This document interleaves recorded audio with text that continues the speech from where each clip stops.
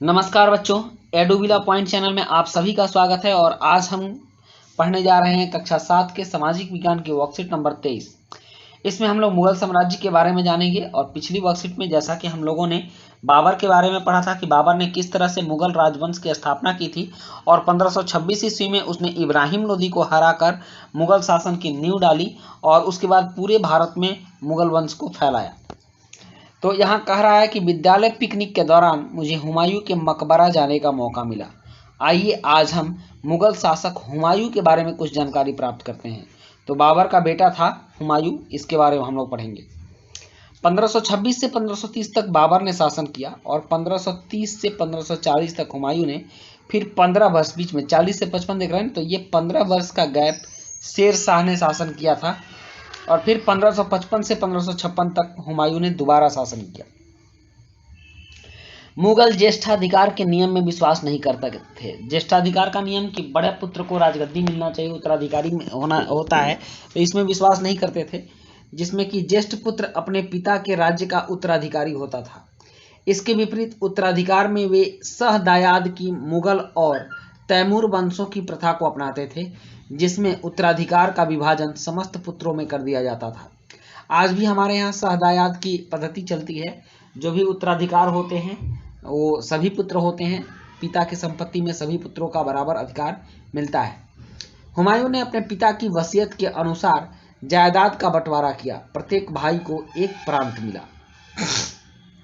उस तरह से हुमायूं को भी जायदाद का बंटवारा किया और इसको भी एक प्रांत मिला। अपने भाई मिर्जा कामरान की महत्वाकांक्षा के कारण हुमायूं अपने अफगान प्रतिद्वंदियों के सामने फीका पड़ गया। शेर खान ने हुमायूं को 2 बार हराया, 1539 में चौसा में और 1540 में कन्नौज में। इन पराजयों ने उसे ईरान की ओर भागने को बाध्य कर दिया। शेर खान बिहार के सासाराम में एक छोटा सा सूबेदार का बेटा था। वह चूंकि बहुत ज़्यादा ताकतवर था, उसके पास सैनिक ताकत भी ज़्यादा था, तो चौसा में, जो कि सासाराम के पास ही है बिहार में, गंगा नदी के किनारे युद्ध हुआ। उसमें उसने हुमायूं को हरा दिया 39 में। और फिर पीछा करते हुए कन्नौज में भी 1940 में उसने दोबारा हुमायूं को हराया। और इन दोनों पराजयों के कारण हुमायूं को यहाँ से ईरान भागना पड़ा। ईरान में हुमायूं ने सफाविद शाह की मदद ली।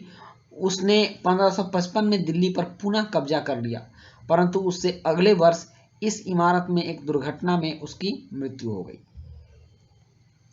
अफगान शासक शेर शाह सूरी। शेर शाह का मकबरा आज भी सासाराम में बहुत चर्चित दर्शनीय स्थलों में से है। शेर शाह का मूल नाम फरीद था और उसके पिता जौनपुर के एक छोटे से जागीरदार थे।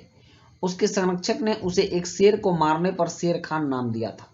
शेर शाह ने साम्राज्य में विस्तार एवं वाणिज्य को बढ़ावा देने तथा संचार व्यवस्था को सुधारने पर बहुत ध्यान दिया। सोनारगांव जाने वाली उस पुरानी शाही सड़क की शेर शाह ने मरम्मत कराई, जिसे काफी समय तक ग्रांड ट्रंक रोड कहा जाता था। यह रोड आज भी पंजाब के पेशावर से लेकर बंगाल में कलकत्ता के सोनारगांव तक है। आजकल इसको हम लोग NH2 के नाम से जानते हैं।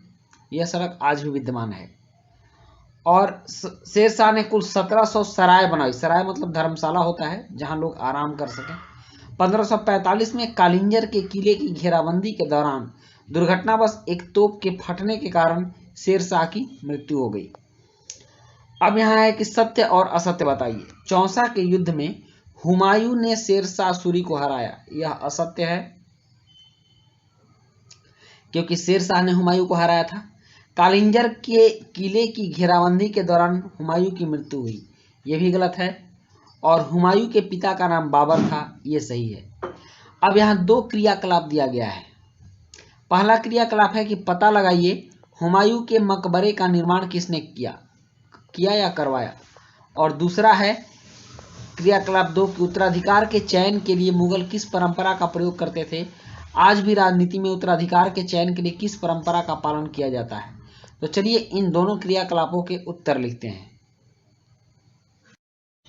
क्रियाकलाप 1 है, पता लगाइए हुमायूं के मकबरे का निर्माण किसने किया।